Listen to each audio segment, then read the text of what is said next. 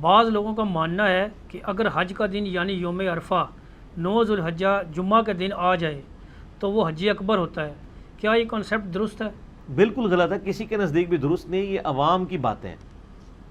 حج اکبر کا مطلب یہ ہے نہیں ہے. پہلے تو میں پھکی والا جواب دیتا ہوں، جو اس کو حج اکبر کہہ رہے ہیں نا، ان کو الزامی اور اینٹی وینم جواب ہے. ان سے پوچھیں کہ کیا آپ نے میدان عرفات میں جمعہ پڑھنا ہوتا ہے؟ نبی علیہ السلام کا تو جمعے والے دن ہی میدان عرفات میں یوم عرفہ آیا تھا، تو آپ علیہ السلام نے مسجد خیف میں ظہر و عصر کی نماز جمع کی تھی. صحیح. حاجی میں جمعہ ہوتا ہی نہیں ہے تو حج اکبر کہاں سے ہو گیا؟ جمعہ پڑھنا کوئی نہیں اور حج اکبر جمعے کی وجہ سے بنایا ہوا ہے.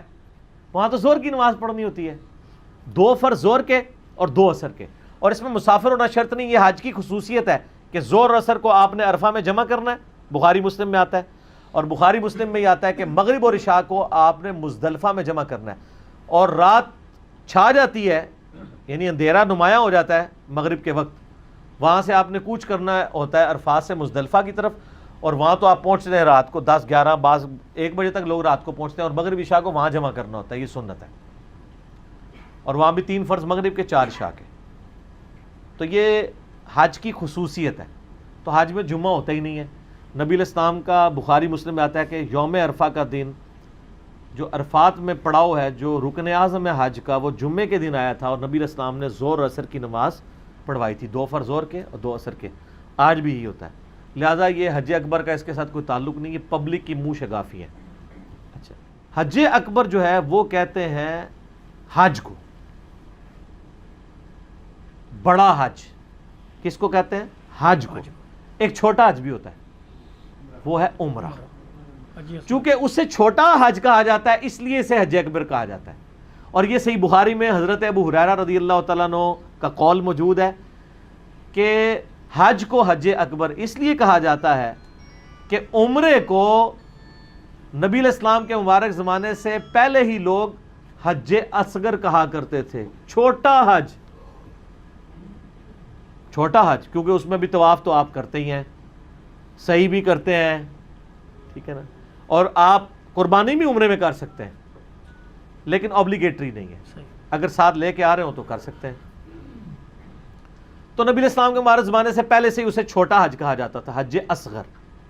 تو پھر اس حج کو حج اکبر کہا جانے لگا. حتیٰ کہ صحیح مسلم میں حدیث ہے، جس نے رمضان میں عمرہ کیا گویا اس نے حج کیا ہے نا. جی صحیح. اور ایک طریق ہے مسلم کا، اس میں راوی کہتے ہیں مجھے بھول گیا ہے، مجھے غالباً یہ لگتا ہے کہ نبی علیہ السلام نے یہ فرمایا تھا کہ جس نے رمضان میں عمرہ کیا گویا اس نے میرے ساتھ حج کیا. ٹھیک ہے. تو وہ مسلم میں وہ راوی تو ڈاؤٹ فل ہے، لیکن ابو داؤد میں ایک حدیث ہے جس میں وہ راوی کہتا ہے کہ مجھے یاد ہے کہ حضور نے یہ بھی کہا تھا. لہذا جو مسلم میں وہ راوی کو شک ہے اس کو سپورٹ مل گئی ابو داؤد کی حدیث سے. تو حج اصغر عمرہ اور حج اکبر بڑا حج. اچھا، اس سے بڑی بات بخاری مسلم میں حدیث ہے کہ نبی علیہ السلام نے جو 10 ذوالحجہ کا خطبہ دیا تھا نا،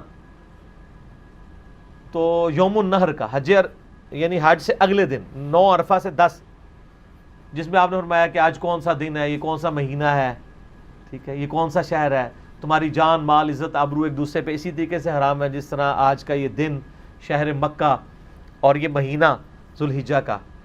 تو اس میں آپ نے فرمایا کہ یہ حج اکبر کا دن ہے، حالانکہ دن تھا ہفتے کا. ٹھیک بات ہے. دن ہفتے کا تھا اور حج کی مین ایکٹیویٹی ہو چکی بھی تھی. تو آپ فرمایا یہ حج اکبر کا دن ہے، یعنی یہ موقع حج کا ہے. تو حج اکبر سے مراد حج اور حج اصغر سے مراد عمرہ. تو یہ حج اکبر کہتے ہیں حج کو اور حج اصغر کہتے ہیں عمرے کو. اچھا، اس سے بڑی بات لے لیں، قرآن میں بھی حج اکبر کا لفظ موجود ہے سورہ توبہ میں. سورہ توبہ کی شروع کی آیات کیا ہے کہ اس حج اکبر کے دن یہ اناؤنسمنٹ کر دی گئی ہے، اللہ اور اس کے رسول کا اعلان برات ہے مشرکین کی طرف سے. 8 ہجری میں فتح مکہ ہوئی تھی. تو نبی علیہ السلام فتح مکہ ہوئی تھی رمضان شریف کے آخری عشرے یا شوال کے پہلے عشرے میں، کیونکہ لوگ روزے کی حالت میں تھے. تو نبی علیہ السلام حج کیے بغیر واپس آ گئے تھے، حالانکہ پیچھے مہینے کتنے رہ گئے تھے، آپ نے حج نہیں کیا. اگلے سال 9 ہجری کو بھی آپ نے حج نہیں کیا، حالانکہ یہ بڑا ایک تڑپ والا معاملہ تھا، اتنے سال ہوئے تھے۔ حضرت ابوبکر صدیق کو صحیح بخاری میں آتا ہے امیر حج بنا کے بھیجا کہ حج کروائیں، اور یہ وہ حج تھا جو مشرکین عرب اور مسلمانوں نے اکٹھا حج کیا تھا، ٹھیک ہے، جس طرح آج سنی شیعہ سارے اکٹھے حج کرتے ہیں، ایک دوسرے کو مسلمان کیسے سمجھ رہے ہوتے ہیں، بریلوی دیوبندی اہل حدیث سب ایک دوسرے کو، تو مشرکین عرب اور کافروں نے بھی اکٹھا یعنی مسلمانوں کے ساتھ حج کیا 9 ذی الحجہ کا، صحیح بخاری میں آتا ہے 9 ہجری کا۔ پیچھے سے سورہ توبہ کی آیات نازل ہو گئی کہ اناؤنسمنٹ کی جائے کہ آئندہ کے لیے مشرکین عرب حرم کی سرزمین میں داخل نہیں ہو سکتے اور نہ کوئی ننگا طواف کر سکتا ہے۔ اچھا، اب نبی صلی اللہ علیہ وسلم نے کیا کیا کہ آپ صلی اللہ علیہ وسلم نے حضرت علی کو، حضرت ابو ہریرہ کو اور ایک اور صحابی تھے ساتھ بھیجا، اور حضرت علی کو کہا کہ تم نے میدان عرفات میں میرے بیہاف پہ جا کے اناؤنسمنٹ کرنی ہے کہ یہ آخری حج ہے مشرکین کا، اب کوئی مشرک قیامت تک حرم کی سرزمین میں داخل نہیں ہوگا، تمہارا حج بھی ختم، یا اسلام قبول کرو یا نکلو ادھر سے، تمہارا کعبے پہ کوئی حق نہیں ہے۔ اور دوسرا، کوئی ننگا طواف نہیں کرے گا۔ اس وقت لوگ ثواب کے لیے ننگا طواف بھی کرتے تھے نا زمانے جاہلیت میں، وہ کہتے تھے جب بندہ پیدا ہوا اس وقت بھی ننگا تھا، تو سب سے اعلیٰ طواف یہ ہے کہ جس حالت میں اللہ نے پیدا کیا ہے نا اس حالت میں آپ کریں، جس طرح ہمارے بھی یہاں لوگ بڑے بڑی تعویلات بنا رہے ہوتے ہیں، یہ اس طرح کی وہ لاجکس گھڑتے تھے، تو ننگا طواف منع کر دیا۔ اور سیدنا علی کو کہا کہ تم نے اناؤنسمنٹ کرنی ہے، کیونکہ عرب کے اندر جو قریبی رشتہ دار ہے نا اس کی اناؤنسمنٹ کو اس شخص کی اناؤنسمنٹ سمجھا جاتا تھا۔ امیر حج تو حضرت ابوبکر تھے، تو آپ دیکھیں کہ سمع و طاعت کا ڈسپلن کیسا ہے۔ حضرت علی جب وہاں پہنچے تو حضرت ابوبکر نے پوچھا کہ امیر بنا کے بھیجے گئے ہو یا مامور ہو، یعنی اگر حضرت علی تو حج کے لیے نہیں آئے تھے نا حضور کے ساتھ، تو اگر آپ کو میرے پیچھے سے امیر بنا کے بھیجا ہے نبی الاسلام نے تو ٹھیک ہے، میں امارت آپ کے حوالے کرتا ہوں، اور اگر آپ مامور ہیں تو پھر امیر حج میں ہی ہوں، مجھے پتہ چل جائے۔ یعنی اس میں کوئی ایسا نہیں ہے یعنی چیز کہ جو انسان شرمندگی سمجھے پوچھنے میں، یا اس بات کے اندر کوئی اکڑ والا معاملہ آ جاتا ہے۔ انہوں نے پہلا سوال یہ کیا کہ امیر یا مامور، تو انہوں نے کہا نہیں میں مامور بنا کے بھیجا گیا ہوں، لیکن یہ اناؤنسمنٹ آپ نے نہیں، وہ میں نے کرنی ہے، کیونکہ عرب کے لوگ مانیں گے نہیں اس اناؤنسمنٹ کو، کیونکہ میں بنو ہاشم سے ہوں، نبی اسلام کا رشتہ دار ہوں۔ اسی دیکھیں جتنے امپورٹنٹ موقع آتے تھے نا حضرت علی کو نبی اسلام آگے رکھتے تھے۔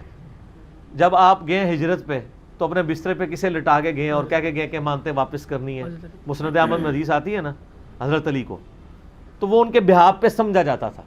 یہاں پہ بھی حضرت علی نے اناؤنسمنٹ کی کہ اب کوئی نہیں کرے گا، تو اس کا ذکر قرآن میں موجود ہے، ان آیات کا جو آیات انہوں نے وہاں تلاوت کی سورہ توبہ کی شروع کی آیات، اس میں بھی حج اکبر کا لفظ موجود ہے۔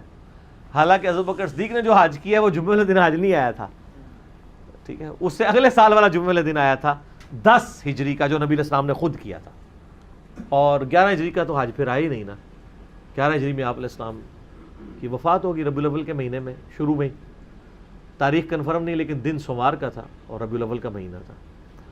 تو یہ حج اکبر، لہٰذا یہ جو پبلک کے اندر مشہور ہے کہ جمعے والے دن حج آ جائے، حج اکبر کلیئر ہو گیا جی، مسئلہ کلیئر ہو گیا۔